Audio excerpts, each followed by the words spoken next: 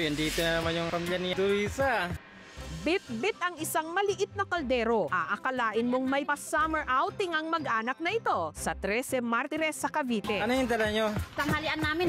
Pero hindi sila magbababad sa dagat, kundi sa cellphone. Sobrang init. Wala pa kami electric fan. Naisip ko, mag-rent tayo doon. Ito kasi ang summer destination ng mga walang sariling cellphone dito sa Barangay Aguado. Punta doon. Ang cellphone for rent.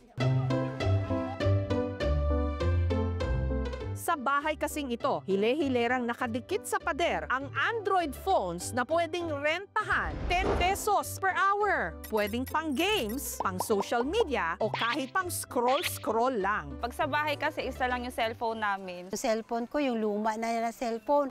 Paandar ito ng negosyanteng si Jose Marie. 2021 po nagsimula ng pagpaparenta ng cellphone. Binala ko talaga mag-ano ng computer shop kaso ang laki ng puhunan. Kaya ang naging umpisa ko, pagparenta ko ng cellphone ng anak ko.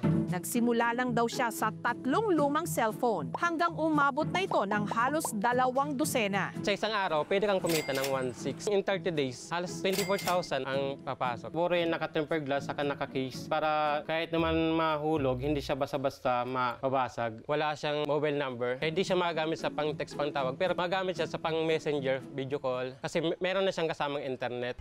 Bawat unit may nakadikit na numero. Ito, mga naka-out. Sinadya ko talaga yung pinagbibili yung mga pang-renta ko ng cellphone. Yung mga fast charger, mga 1 hour full charge sa kagad. Every year, nagpalit ako ng cellphone. Yung cellphone na pinaparentan ko, mga branded. May designated charger din ang bawat cellphone. Kaya ang mga kable para ring spaghetting nagkabuhol-buhol. Kailangan talaga natin i-manage ang ating mga extension cords natin. Hindi natin alam pag maalis tayo ng bahay, isang spark lang makadulot ka ng sunog. Sa mga magre-renta, kailangan muna magsulat sa logbook. Diego. Magkano naman kaya? Sa isang oras, 10 piso. Pag 2 oras naman, 20 pesos, may libre ng popcorn. Sina Jose Marie kasi, meron ding tindang mga popcorn. Sino ba yung nakapag-tours dyan? Tours ka, di ba? Yan. Di ba na? At para hindi pa kalat-kalat lang kung saan-saan ang mga magre-renta, meron din silang standby area. Nagpagawa ko ng ganitong para maging safe yung mga bata. Kasi kung dito lang sa labas, pwede kasi silang magkabanggaan, magkatakbuhan, mahuhulog yung mga cellphone. Ang maganda dito, safe yung mga bata, may CCTV pa. At para iwas nakaw, Halimbawa, meron isang gusto magrenta, hindi ko kilala. Kailangan may kakilala siya na i-endorse na kakilala din siya. Tapos pag may nakakabasag, binaban ko rin ng 1 buwan. Gusto ko lahat sila makapag-rent. Ay, paldo ah. ang malimit suki ni Jose Marie, mga chikiting. Salamat agad! Salamat agad! Ang bahay niya tuloy, parang daycare center. Karamihan kasi mga nanay dito rin iniiwan yung mga anak nila. Kung may mga pinupuntan sila na importante, nababantayan ko rin. Pag sa bahay kasi, isa lang yung cellphone namin. So, nakikipag-agawan yung mga kapatid niya. Ini-English niya nga po ako kasi nga siguro po sa pagsi-cellphone niya, natututo siya doon sa mga pinapanood niyang mga cartoon. Ano po? Ang may bahay na si Duriza, kina Jose Marie na rin iniiwan ang kanyang mga anak. Arkila ko dalawang cellphone, tapos iwan ko yung dalawa, mamalingki mo na ako. Papunta ng palingki, sa health center, dito ko sila ginaiwan. Kasi walang tao sa bahay po, sir, na baka delikado eh. Takbuhan din nila ito sa tuwing sobrang init ng panahon. Wala pa kami electric fan. Sobrang init, sabi ko, punta na lang kami doon. Yung kaldero po, yung dinala ko, doon kami kakain ng mga anak ko. Maghapa na rito ah. Dito na nag-lunch ah. Sa cellphone for rent din daw niya madalas nakakausap ang kanyang mister na isang delivery rider. Kinsinas katapusan talaga po siya gauwi sa amin. Umaga, tanghali, kinunta ko yung mister ko. Be, I love you. Sabi niya, I love you to. Ingatan mo mga bata. Very good talaga ka. 100% ka sa akin. Pag dumating ka, may kiss ka sa akin.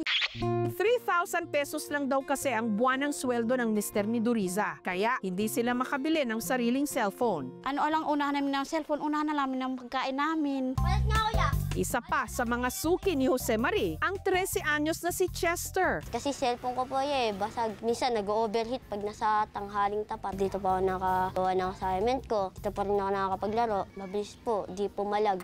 Ang mga cellphone for rent hindi raw pwedeng iuwi o ilabas. Pero sa batas na ito, may kaisa-isang exempted. Ang 77 anyos na kapitbahay ni Jose Marie na si Lola Rosario. Ma'am, wabay pa. Ano mo nga ako? Malapit lang kasi, pwede naman ko di ako lalabas. Yung sigaw na lang, lapitan nila ako. Kada araw, umaabot daw ng 6 na oras ang arkila niya ng cellphone at ang pambayad niya rito galing sa kanyang pensyon. Manood ka ng cellphone, maga hanggang gabi. Kinaininda nga may sakit ako. Pag nakita mo mga palabas ng mga action movie, yan paborito kong panoorin. Mag-isa na lang sa buhay si Lola Rosario. Kaya para hindi malungkot ang lola nyo, sinubukan na ring mag-dating apps. Makahanap tayo ng papa. Pero paglilinaw niya, hanggang text o chat lang daw siya. Ayaw nung may kasama, lalong ma-stress ako. Dami ko intindihin. Kung ako lang mag-isa, magawa kung gusto ko.